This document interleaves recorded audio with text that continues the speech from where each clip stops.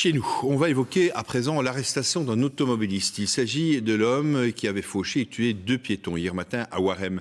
La police évoque une course-poursuite entre plusieurs conducteurs. Le Point, Colin Wilput, Thomas Depré et Natacha Mann.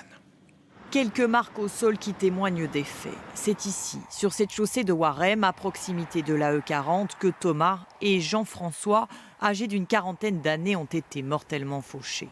Les 2 hommes semblaient venir d'un bar situé à quelques mètres du lieu. Le patron n'en revient pas. La police est venue m'appeler pour me prévenir du drame qui était arrivé. J'ai pas réussi à dormir tout de suite. J'étais m'endormir à 8 h du matin parce que ça m'a perturbé, je trouvais ça dramatique pour les familles. Les faits se sont déroulés dans la nuit de samedi à dimanche. 4 témoins affirment avoir vu 2 véhicules s'engager dans une course-poursuite. Sur la route, l'un des chauffards aurait tenté de dépasser une voiture par la piste cyclable. C'est à ce moment-là qu'il aurait fauché les 2 piétons. Il prend alors la fuite, mais se présente à la police le lendemain. Alors le conducteur, il nie les faits.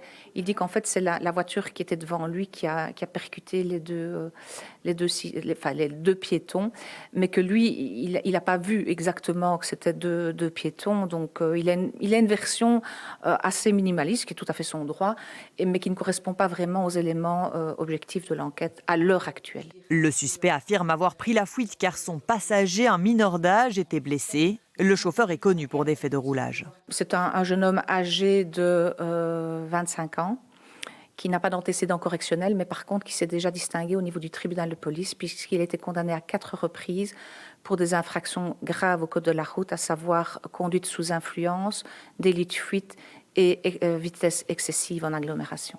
Le passager qui s'était également présenté à la police a été relâché. Le conducteur, lui, est toujours privé de liberté. Le dossier a été mis à l'instruction, notamment pour homicide involontaire.